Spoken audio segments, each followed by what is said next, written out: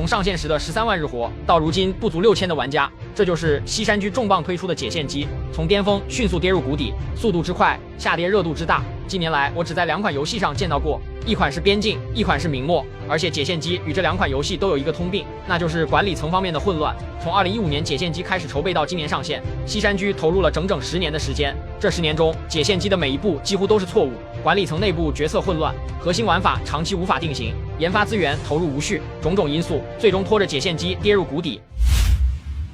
说起解线机的故事，我们还需要回到10年之前。2014年10月，应英国贸易投资总署的邀请，西山居与众多国内厂商踏上英国考察。在此次活动中，西山居意外看中了一家做太空射击的公司。后来在2015年，由西山居牵头，将这家英国公司拉到珠海来研发，并且还邀请了日本方面的人员做机甲设计。而这就是解线机的最初版本。目前网上关于解线机最早曝光的时间，还要上溯到2019年4月1日，郭伟伟在网上爆料将推出未来科幻题材的机甲游戏，但因曝光的时间正值愚人节，彼时的众人都当他只是在开玩笑。就这样，风平浪静的过了3个月，西山居突然宣布将携新作参加2019的 CJ 会展，并且参展的游戏正是机甲题材，观众还可以在现场进行试玩。2个月后，西山居再带游戏参加 E3 游戏展，加入了物理破坏机制，玩家可通过攻击摧毁游戏内的建筑。当然，这个设定后来因为难度过大而放弃。到了2020年的8月，西山居又一次带游戏参加 CJ 会展，这次放出了3台机甲的简要设定，它们分别是轻型机甲毛隼、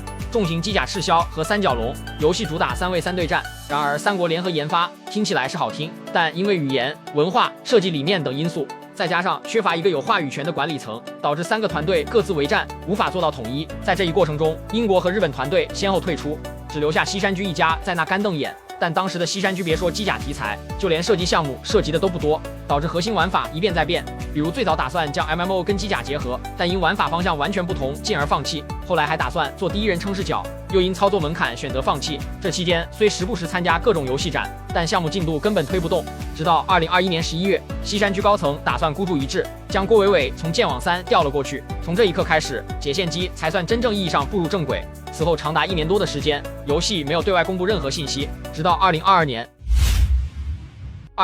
3月13日，解线机在网上公布了一段测试视频。这条短短1分钟的片段，至今收获了200多万播放量，它成为了整个项目的转折点。而我也是在这个时候关注到它，并且有幸在几天后参与了保密测试。作为第一次大规模公开测试的解线机，虽然在内容上还达不到成品的地步，但无论是美术、玩法、设定等，都让当时的我眼前一亮。之后我又经历了几次内测，可是越测试我对它就越失望。2024年2月，游戏开启全球封闭测试，短短10天内，游戏吸引了150万玩家参与。Steam 同时在线峰值超30万，这是解线机的巅峰成绩。当时无数人都觉得游戏未来可期，可令大家万万没有想到，什么叫做期望越大，失望也就越大。2025年2月，游戏再次开启全球测试，1周内测试玩家突破226万。Steam 同时在线峰值超31万，相比上一次的测试，成绩更加耀眼。但在耀眼的表面下，充满了各种争议。本次测试除了6v6和3v3模式，还带来了全新的搜打车模式马什马克。想蹭热度之心可以理解，但不能理解的是将2者绑定。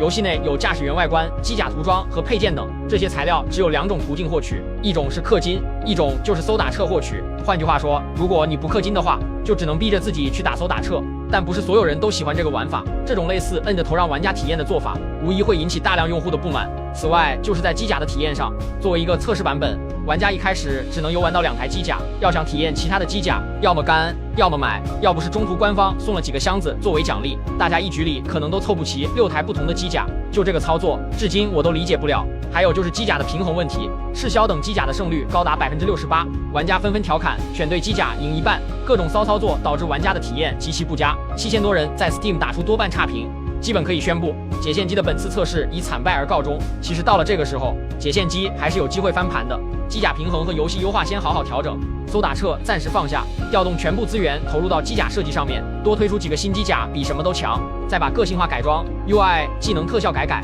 先让玩家玩得爽再说。但是解线机的官方就非要告诉你，这些我都不要，我就要走自己的方向，而这也是彻底压垮游戏的最后一根稻草。2025年7月2日，10年打磨，4次立项，核心玩法多次调整的解线机终于宣布定档，在全球同步上线，首发15台机甲，包含轻型、中型、重型等分类，外加鱼海之盾、波塞冬军械库、龙门发射中心等5张地图。在上一次的内测中，由于效果不理想，口碑不佳，大家还以为官方会好好调整，但最终公测后发现，游戏一如既往的难受，服务器容易出现延迟问题，导致技能判定丢失，平衡上双龙形成火力压制，赤霄拿到就直接赢一半。至于阿奎那，完全就是数值怪，机甲平衡的全面崩塌，导致想赢的玩家只能被迫选那几个机甲。官方最初设想的群体作战根本不存在。此外，就是机甲的数量实在太少。由于测试中后期，官方将有限的开发资源投入到搜打册中，新机甲的研发迟迟没有消息。开服只有15台机甲，对比内测只多了2台新机，其中有3台还需要额外获取。另外就是在平衡没有解决前，官方也没有能力再推出新机甲。一旦新机甲的能力再超模，那对游戏的平衡就是毁灭性打击。还有就是游戏的活动奖励太少了，很多时候连玩得爽都难以办到。而在最后一次测试后，官方不去调整游戏的问题，再一次将有限的资源押宝在电竞上。说白了，西山居的产能也就那样，还这个玩法也要，那个功能也想，哪来的那么多资源给他浪费？不知道从何时开始，国内的游戏有一款算一款，本身产品还没做好，就想着走所谓的电竞。但是电竞不是简简单单的打个比赛就完了，稳定的平衡、合理的优化、流畅的操作，这些都是电竞能成功的基础。但是目前的解线机还无法办到，所以现在走电竞化不是在帮游戏，而是在不断的放大产品的缺点。从最初做 MMO 到后来做第一人称，学守望先锋主打6v6模式，再到搜打撤火了想着蹭热度，现在又想做电竞，一路走来游戏的方向一直在变，只能说解线机的问题积重难返，想要学习剑网3，依靠后续的更新优化回来，希望是很渺茫的。作为内测就在游玩的玩家，看着游戏一路下滑，心中充满了五味杂陈。